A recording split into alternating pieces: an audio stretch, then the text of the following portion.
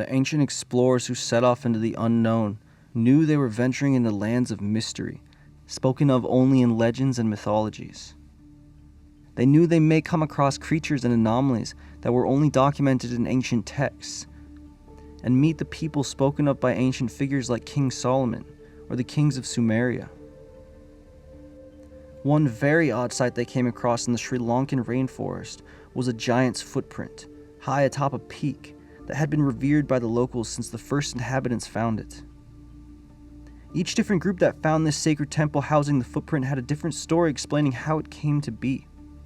It was even said to be visited by figures like Alexander the Great, Marco Polo, St. Thomas, and many early explorers.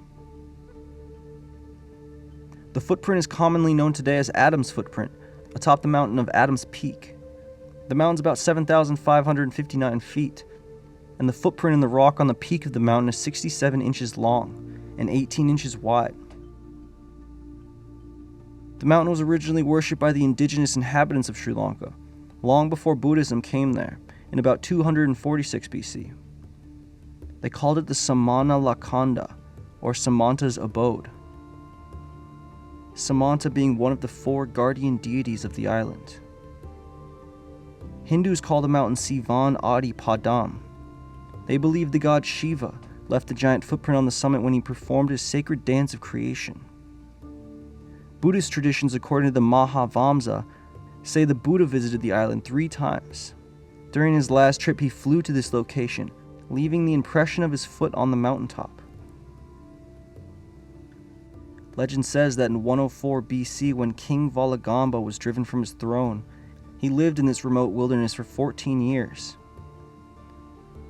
On one occasion, while stalking a deer, he was led up a mountain and discovered the sacred footprint. And the gods revealed to him that it had been left by the Buddha.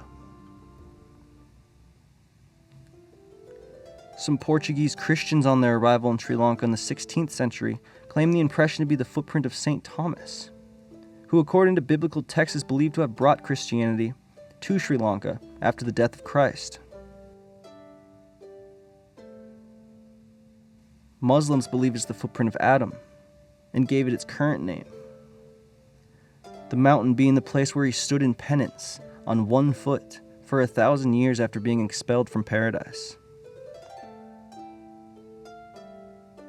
The Arabs believed that the sweet spices on the land grew from cuttings and seeds which Adam brought with him from paradise. A 14th century Persian poem says that Allah created all Sri Lanka's spices and flowers so that Adam's transition from paradise to earth would be less painful.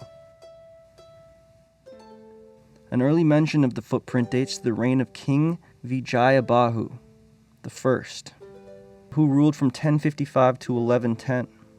Stone inscriptions at the location indicate that he established wayside rest houses for pilgrims and had a concrete slab constructed to protect the footprint. Adam's Peak is referred to in literature and travelogues as well. The 6th century Tamil epic poem, Mani Mekalai, refers to the peak as the site of the footprint of the Buddha. This mountain range is also one of the world's richest gem mining areas. Here tribes found rubies, topaz, garnets, cat's eye, aquamarine, alexandrite, and sapphires ranging in color from yellow to blue. Like the mountains itself, many legends are told about these gems. The Arabs believed they were the crystallized tears of Adam and Eve, shed when they were expelled from paradise. The Chinese said that when Buddha visited Sri Lanka, he found the people poor and given to theft. So out of compassion and to turn them to virtue, he sprinkled the island with sweet dew, which crystallized into gems, thus freeing the people from poverty by giving them a commodity to trade with. Adam's Peak is also found in the writings of the explorer Marco Polo and the traveler Ibn Battutu. A 15th century map created by Italian monk Fra Mauro, considered the greatest memorial of medieval cartography and largely based off the travels of Marco Polo and other explorers, mentions and depicts Adam's Peak several times. In the text on the map near Sri Lanka it reads, Ceylon is a most noble island, with a circumference of around 3,000 miles. It is rich in gold and silver and various precious stones, especially rubies. The king of this island is said to have a ruby that is the most beautiful that exists in the world, a span long and as thick as an arm. It is most brilliant and without blemishes.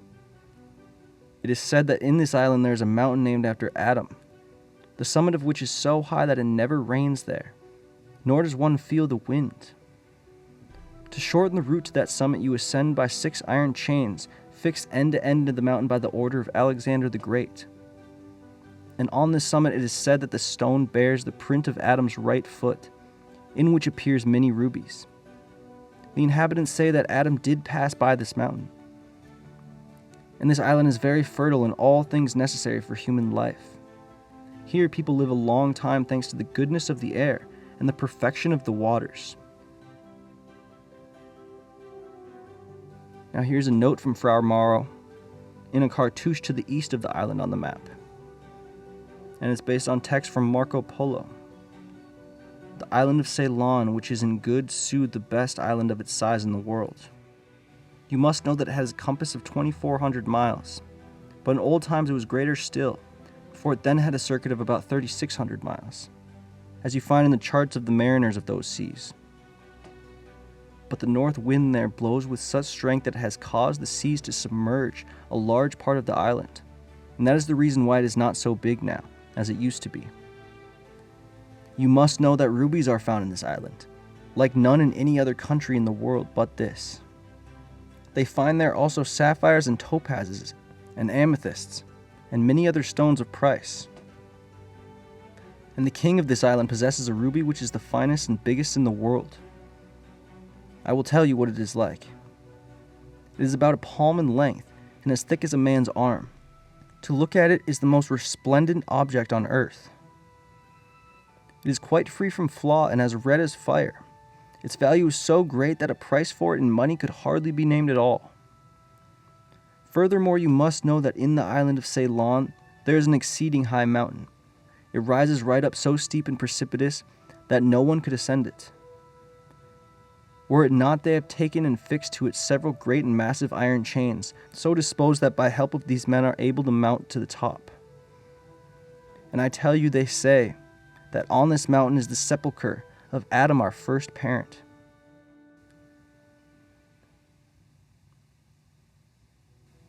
Now here's the text labeled Adam's Peak on the map. This is the modern-day Adam's Peak on the island of Sri Lanka, where a 2-meter-long footprint in the rock has sacred significance for the faithful of various religions. The Hindus call it Sivan Adi Padam, with reference to the primordial dance through which Shiva gave birth to the world. The Buddhists claim it's a footprint left by Buddha during his 3rd visit to the island. The Portuguese, the first Europeans to settle on Sri Lanka, identified it as the footprint of St. Thomas the Apostle, who had brought Christianity to the region. And the Arabs identified it as the footprint left by Adam, as he fulfilled his penance of remaining for 1,000 years standing on just 1 foot. Thank you so much for watching. I hope you hit that subscribe button and watch more of our videos. Go check out our Patreon if you want to support the channel.